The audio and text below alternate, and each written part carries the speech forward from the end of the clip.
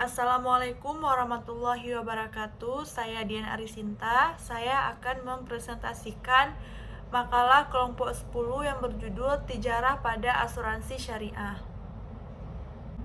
Baiklah, yang pertama saya akan menjelaskan pengertian dari tijarah. Nah, tijarah secara etimologi berasal dari bahasa Arab, yaitu diambil dari bentuk kata dasar itijarah, tajarah, watijaratan.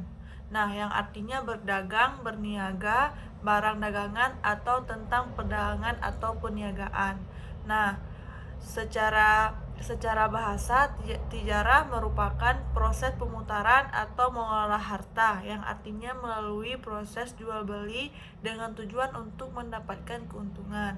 Nah, dari penjelasan yang saya jelaskan tadi dapat disimpulkan bahwa tijarah merupakan suatu kegiatan perniagaan dengan mengelola harta melalui sistem jual beli agar dapat memperoleh keuntungan dan laba bagi yang melakukannya. Nah, selanjutnya tijarah dalam konteks hukum Islam. Nah, yang pertama ada dasar keberlakuan tijarah dalam Islam. Nah, konsep tijarah dalam hukum tidak dapat dijauhkan dari konsep muamalah. Nah, dalam Islam, jika dilihat dari konteks Al-Quran, di mana tijarah dimanai umum, baik hubungan muamalah antar sesama manusia, juga hubungan manusia dengan Allah Subhanahu wa taala. Nah, keberlakuan konsep tijarah ini atau perniagaan dalam Islam dibolehkan. Hal ini dikarenakan imbangan dari sisi kemanusiaan yang selalu membutuhkan harta. Baiklah, selanjutnya ada unsur-unsur larangan dalam praktik tijarah. Nah, di dalam Islam melakukan perniagaan tidak semata-mata dilakukan secara bebas. Nah, untuk mendapatkan harta dan keuntungan melalui praktik-praktik yang melanggar batas kepatuhan tidak diperbolehkan. Nah, beberapa hal yang harus dihindari dalam melaksanakan praktik tijarah. Yang pertama itu riba. Itu ada riba. Secara bahasa, riba merupakan tambahan, bertambah atau bertumbuh atau tumbuh. Sedangkan secara istilah, riba merupakan pengambilan tambahan dari harta pokok atau modal secara batil. Nah, riba juga didefinisikan sebagai salah satu unsur yang dapat merusak perdagangan. Nah, maka dari itu sudah terlihat jelas bahwa riba dilarang dalam Islam. Nah, karena di dalamnya terdapat banyak sebab kenapa riba diharamkan. Pertama, riba dipandang sebagai sebuah tindakan yang mengambil harta orang lain tanpa hak dan tanpa ganti rugi. Nah, yang kedua, ketergantungan kepada riba membuat seseorang menjadi malas. Dan yang ketiga, riba dapat menghambat seseorang berbuat baik. Yang keempat, riba juga membuka peluang terjadinya kesenjangan status sosial yang cukup signifikan. Selanjutnya ada garar. Garar merupakan sesuatu yang tidak tentu atau samar-samar. Dalam penjelasan ini, garar merupakan segala sesuatu yang mengandung unsur ketidakpastian. Nah, dalam tijarah terdapat larangan untuk memperdagangkan barang-barang yang belum pasti kehalalan pemerolehannya. Yang selanjutnya ada tadlis. Tadlis istilah berarti penipuan atau sesuatu yang mengandung unsur penipuan. Unsur tadlis bisa terjadi pada kualitas objek yang menjadi transaksi. Baiklah, yang pertama ada muzarabah. Muzarabah merupakan pemilik harta menyerahkan kepada si muzarid, orang yang bekerja atau pengusaha suatu harta, supaya mengelola dalam bisnis, dan keuntungan yang diperoleh dibagi antara mereka berdua sesuai yang telah mereka sepakati. Nah, ada beberapa rukun muzarabah. Yang pertama itu ada pemodal, pengelola, modal, nisbah, syikhat. Nah, nisbah merupakan pada asuransi syariah yang merupakan jumlah yang dapat sebagai kelebihan modal. Syarat-syarat nisbah ada beberapa. Yang pertama, keuntungan harus dibagi kedua belah pihak. Yang kedua, proporsi keuntungan harus diketahui kedua belah pihak pada waktu mengadakan akad. Nah, yang ketiga, nisbah dapat ditinjau dari waktu ke waktu. Nah, yang terakhir, kedua belah pihak harus menyepakati biaya-biaya ditanggung kedua belah pihak. Nah, yang kedua ada akad wakalah. atau wakalah bil ujrah. Nah, wakalah diartikan dengan penyerahan, pendelegasian atau pemberian madad. Nah, dalam bahasa Arab dapat dipahami at-tafwidin. Jadi makalah ia berlimpah wewenang atau kuasa pihak pertama kepada pihak kedua untuk melaksanakan sesuatu atas nama pihak pertama dan untuk kepentingan dan tanggung jawab sepenuhnya oleh pihak pertama.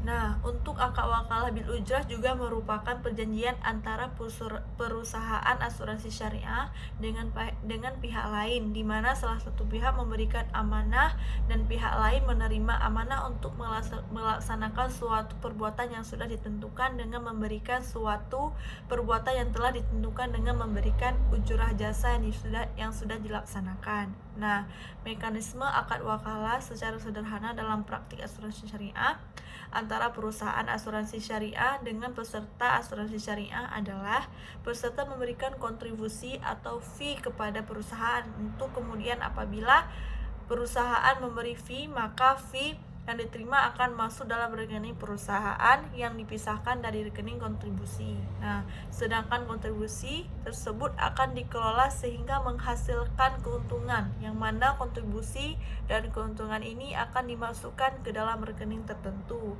Nah, setelah dikurangi dengan biaya-biayanya, apabila terdapat surplus, maka surplus ini akan dibagikan kepada peserta. Nah, selanjutnya yang ketiga ada akad wadiah. Nah, akad wadiah berarti meninggalkan atau meletakkan, yaitu meletakkan sesuatu pada orang lain untuk dijaga. Nah, secara istilah, akad wadiah memberikan kekuasaan kepada orang lain untuk menjaga harta yang dititip pada orang lain dengan cara terang-terangan dan isyarat dengan makna itu. Nah, untuk prinsip akad wadiah yang dipakai ialah wadiah yadamah, yaitu di mana pihak yang dititipi bertanggung jawab atas keutuhan harta yang dititip sehingga ia dibolehkan memanfaatkan harta titipan tersebut. 4. Ada akad musyarakah. Musyarakah merupakan perjanjian antara dua belah pihak atau lebih dalam suatu usaha. Nah, masing-masing pihak tersebut memberikan kontribusi dengan kesepakatan. Apabila ada keuntungan atau kerugian masing-masing, pihak akan memperoleh margin dan menanggung resikonya. Bentuk kerjasama dalam asuransi syariah ini merupakan bentuk kerjasama yang dilandasi oleh prinsip musyarakah, di mana terdapat pihak yang mempunyai modal berupa dana atau pihak lain yang berupa tenaga. Nah, yang berupa tenaga, skill atau serta profesionalisme. Nah, perjanjian tafakul ini merupakan perjanjian kerjasama mutual yang mana dipertimbangkan dibutuhkan tidak hanya dari satu pihak tapi juga dari pihak lainnya, sehingga pengelola juga secara sama terikat dalam perjanjian tadi dan dalam ganti rugi maupun keuntungan. Baiklah, yang kelima ada akad muzarabah dan mustarakah. Nah, akad mustarakah ini merupakan perpaduan antara akad muzarabah dan musyarakah, di mana pengelola muzarib menyertakan modal atau dananya dalam kerjasama investasi. Nah, pedoman mengenai akad dalam asuransi syariah berdasarkan fatwa DSMUI nomor 51 DSNUI nomor 3 2006 tentang akad muzarabah. Nah, mustarakah pada asuransi syariah, akad ini boleh dilakukan oleh perusahaan asuransi syariah karena merupakan bagian dari hukum muzarabah dan dapat diterapkan pada produk asuransi yang mengandung unsur tabungan maupun yang tidak ada unsur tabungan. Nah, perusahaan asuransi dalam akad ini berkedudukan sebagai pengelola muzarib dan pemberi dana mustarik bersama-sama dengan peserta. Nah, selanjutnya akad muzarabah mustarakah yang digunakan pada PT Tafakul Indonesia mengandung pengertian sebagai berikut. Nah, yang pertama, peserta memberikan amanah PT Asuransi Tafakul Keluarga untuk menempatkan dana tabungan dan dana tabaruk dalam program investasi. Nah, yang kedua, peserta menyetujui untuk membagi hasil investasi dengan nisbah sesuai dengan ketentuan produk. Baiklah, sekian presentasi dari saya. Mohon maaf lebih dan kurang. Saya akhiri, wabillahi taufiq wa hidayah. Assalamualaikum warahmatullahi wabarakatuh.